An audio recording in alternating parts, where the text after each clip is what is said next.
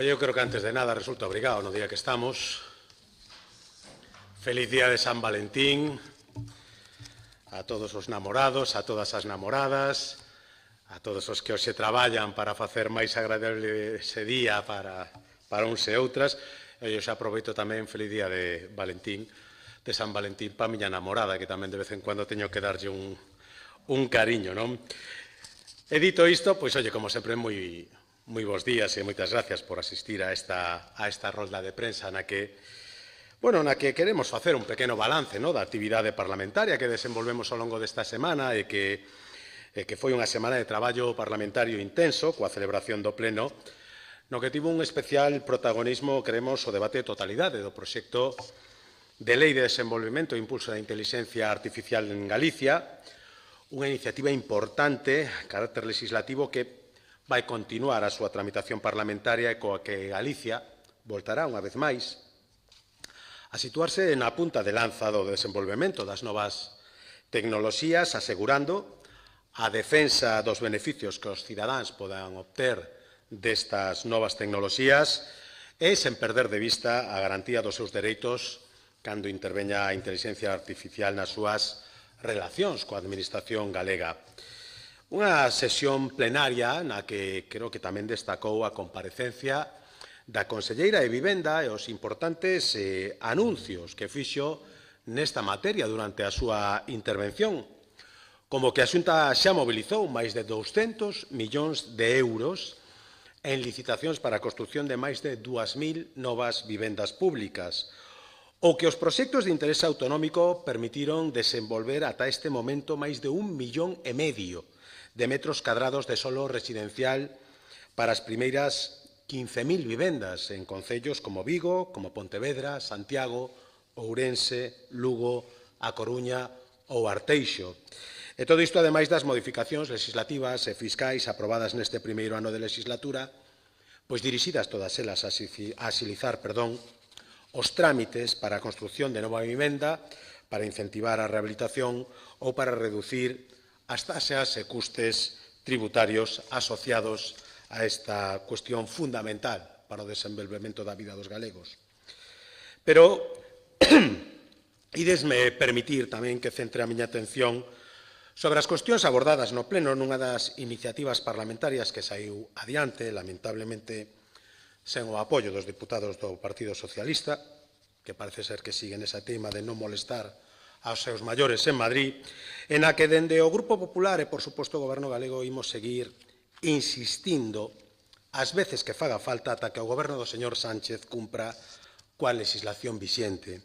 Estou a falar, como non, da enésima solicitude ao Goberno de España para que cumpra o recollido na Lei de Dependencia aprobada no seu momento por un goberno socialista, o do señor Zapatero, e que abona a Galicia os máis de 2.500 millóns de euros que nos debe por non sufragar o 50% do custo de atención aos dependentes que lle corresponde.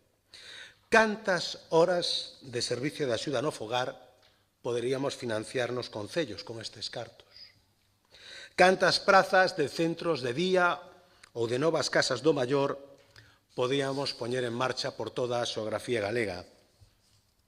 Canto poderíamos mellorar e axilizar a atención aos nosos dependentes se o Goberno central saldara esa débeda de 2.500 millóns de euros con Galicia?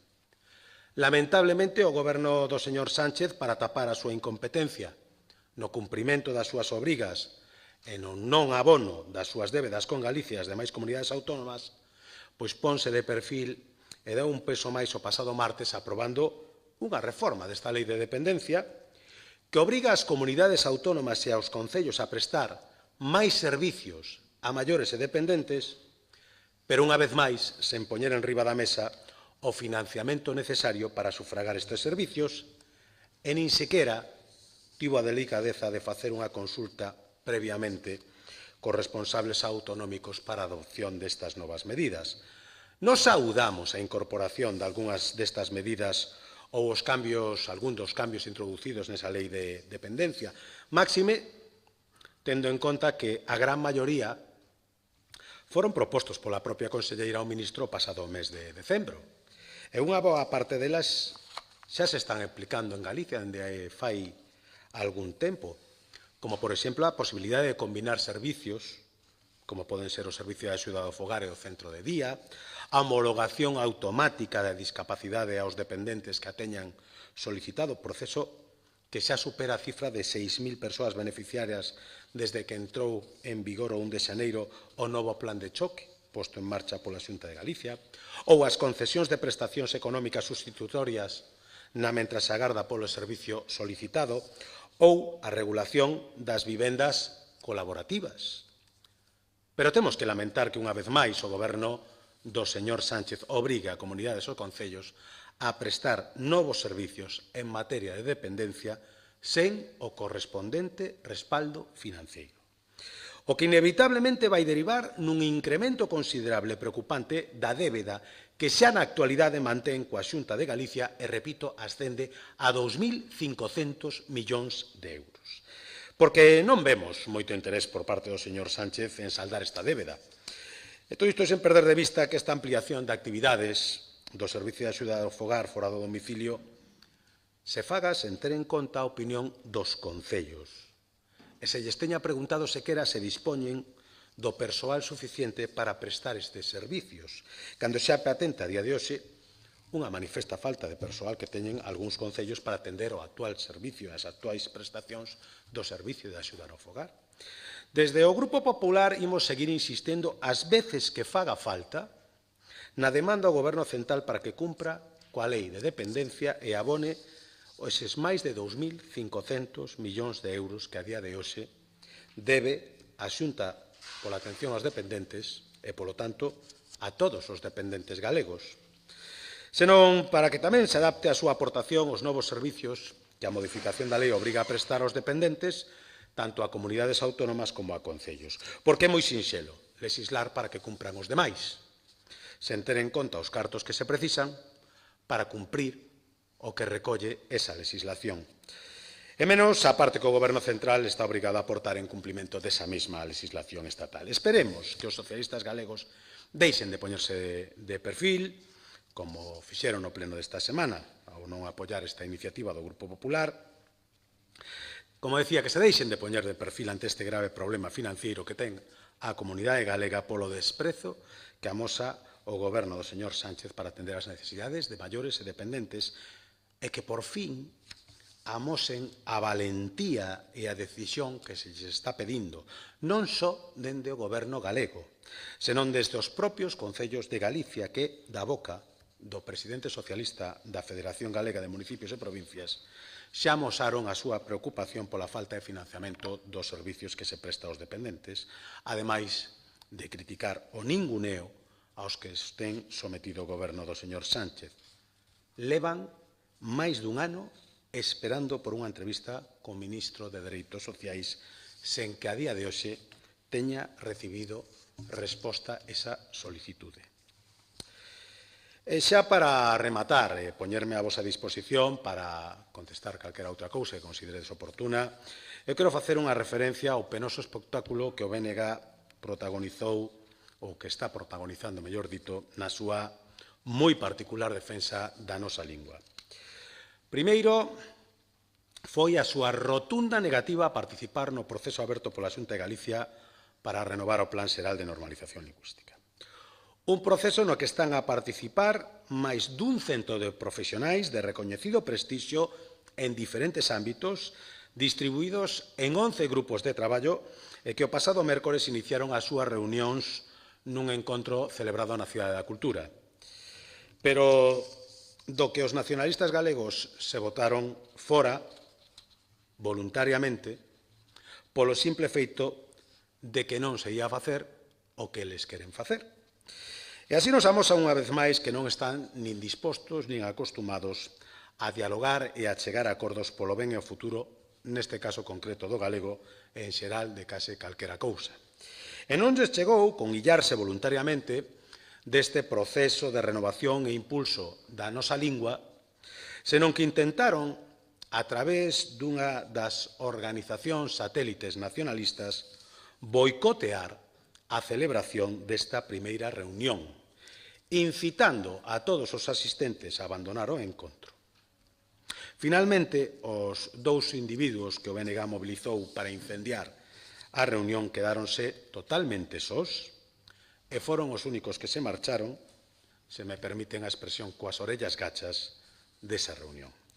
E ali quedaron os máis de 100 convocados traballando con normalidade e poñendo o seu grao de area para garantir o futuro e a promoción do galego a través do consenso, o diálogo e a vontade de escoita, cuestión que certamente temos que agradecerlles.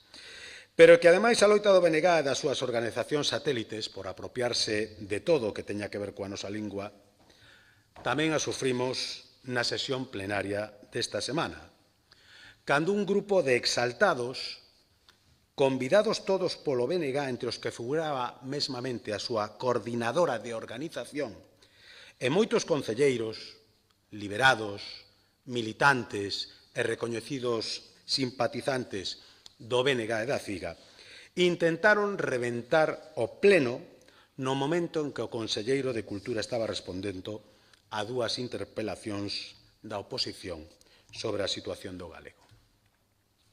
Estamos a falar de dúas accións totalmente planificadas e premeditadas, que forman parte da liña de acción coordinada entre o BNG, a Mesa pola Normalización Lingüística e Queremos Galego, para apropiarse de todo o que teña que ver coa nosa lingua e someter aos cidadáns para que acaten a súa ideoloxía, porque son incapaces de entender e de respetar que o galego é propiedade de todos os galegos, única e exclusivamente, e que será entre todos como debemos chegar a un pacto social e político para o impulso do galego.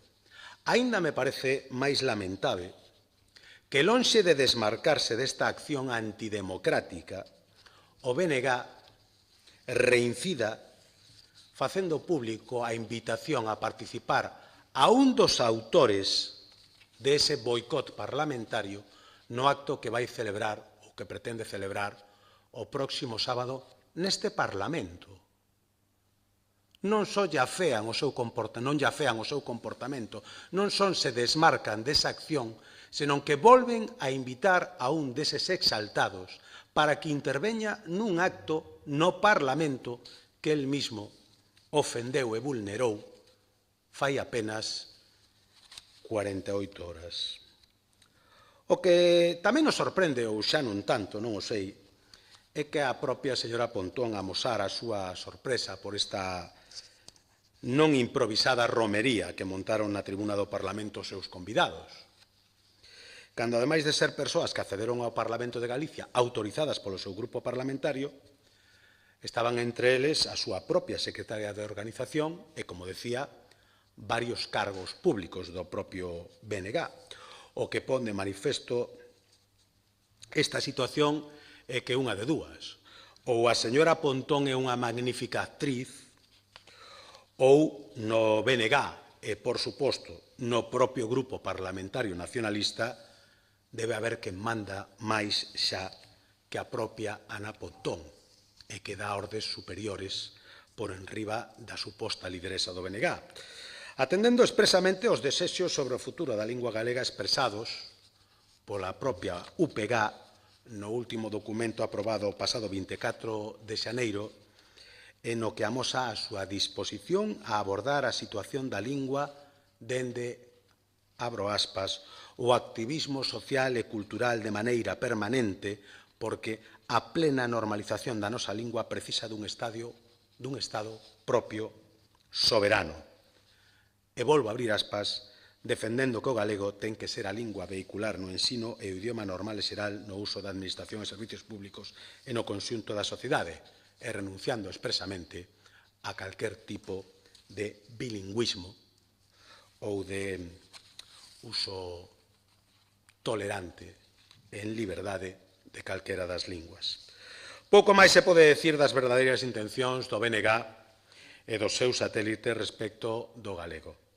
E é de agradecer que, ao menos, tardaran tan pouco en quitarse a máscara e deixar de enganar aos galegos e de facer perder o tempo a aqueles que realmente estamos dispostos a traballar pola nosa lingua na busca dun gran consenso de país que actualice o Plan Xeral de Normalización da Lingua para adaptalo á realidade social actual, á realidade demográfica e lingüística dos nosos días, e por iso, pois desde o Grupo Popular seguiremos traballando da man do Goberno galego pola nosa lingua. E o único que pedimos ao respecto é tranquilidade a quen parece máis preocupado por boicotear e poñer paus na roda, porque se non se atende exclusivamente a súa ideoloxía e o seu pensamento respecto a unha lingua que de todos e que entre todos deberíamos protexer e impulsar. Nós, dende logo, estaremos aí, no diálogo, o carón do Goberno e o carón deses máis de 100 profesionais de reputado prestixio que están a colaborar para que o galego supere algunhas das dificultades que está a vivir, dende o diálogo, o consenso e a comprensión de que a lingua é un ben común de todos. Pola miña parte, máis nada, é simplemente poñerme a vosa disposición por si queredes que resposte sobre estas ou algunha outra cuestión. Perdón, porque co catarro sigo completamente duro de oído.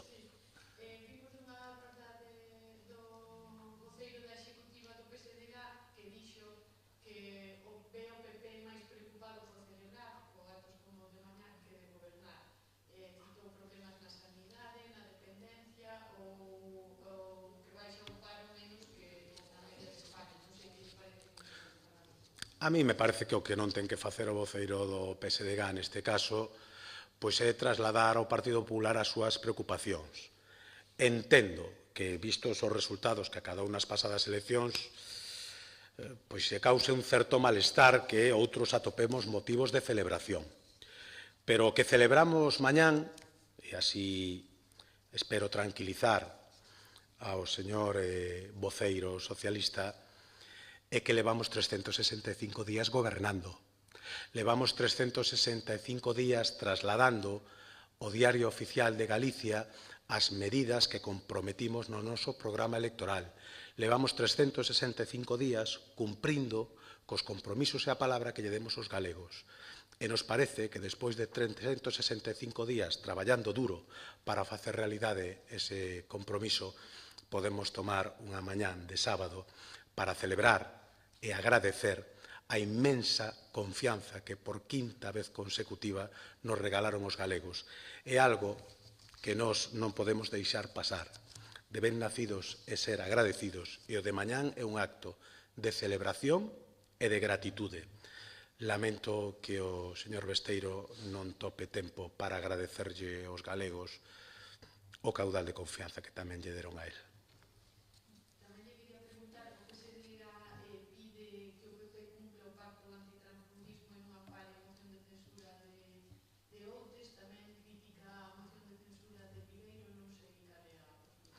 Non, nós temos a postura moi sinxela, que a de cumplir a lei, respetar absolutamente a todo o mundo e a partir de aí, pois cada organización toma as súas decisións. Eu descoñezo porque cales son os desencontros que ten o Partido Socialista cos seus membros, o descoñezo, pero tamén lle digo, eu creo que debería de empezar a preocuparse o señor Besteiro por esta reiteración nos desencontros permanentes cos seus representantes municipais. Entonces, en vez de intentar arranxar os problemas que non existen no Partido Popular de Galicia, igual debería de tomar algo de tempo en arranxar os problemas evidentes que sí existen no PSDG. E a partir de aí vaime permitir que eu non entre xa en cuestións internas do PSOE, pero para que non entre eu sería bo que entrara o señor Besteiro. No caso de Viveiro non é de alguma maneira unha incoherencia. Perdón. No caso de Viveiro non é unha incoherencia que o PP se apoie nun ese nacionalista das mareas para acceder á alcaldía. Mire, eu creo que o que non é razoable é pretender que o Partido Socialista se poida aliar con todo o arco parlamentario, dende o independentismo máis radical ata o que eles mesmos califican como extrema dereita cada vez que lle convén. Pactaron dende Bildu para conformar goberno, ata co señor Abascal para aprobar o mecanismo de xestión dos fondos europeos, e todo está ben. E o Partido Popular non pode chegar a un acordo con ninguén, nin siquiera a nivel municipal. Home, eu creo que é unha doble vara de medir, en fin, bastante escandalosa. Entonces, se o Partido Socialista o que quere que España se goberne desde o consenso, dende posturas centradas e dende a inmensa maioría que creo que confluímos na moderación, o que ten que falar é co grupo que representa ao maior número de españois neste momento, porque así o decidiron nas urnas. O que non pode é permanentemente deixalo de lado e despois queixarse cada vez que intentamos chegar a un acordo puntual, neste caso de carácter municipal, cunha persona. Non parece demasiado razoable, porque, home, eu entendo que aquí o que se atende son intereses municipais. E nos intereses municipais, vostedes o saben moitas veces confluímos en opinións representantes de moi distinta ideoloxía, non? Pero volvo a repetir, unha vara de común, unha vara de medir común, é o que lle pido ao PSOE. Ou se pode pactar con todo o mundo, ou non se pode pactar. Pero isto de que uns poidan pactar con todos e outros non poidamos pactar con ningún, en fin, a mí me parece que é precisamente a antidemocracia. E nós na antidemocracia non estamos. Nos estamos no diálogo con todo o mundo.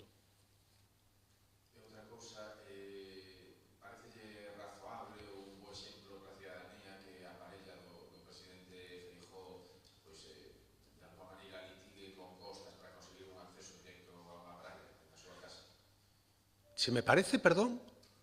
Razoable ou un bo exemplo para a cidadanía?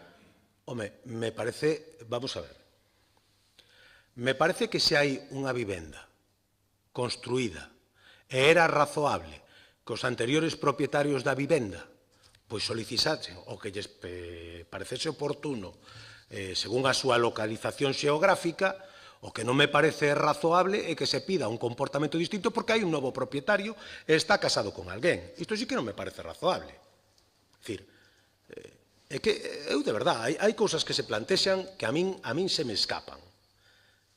Pero que pasa? Que os parentes de cargos do PP non poden concurrir a licitacións, non poden acceder a postos de traballo. Ahora tampouco poden facer unha solicitude a un organismo oficial. Home, pareceme moi normal que faga a solicitude. E pareceme extremadamente normal que ese organismo, se dan as condicións para atendelas, as atenda, e se non se dan as condicións, se rexeite.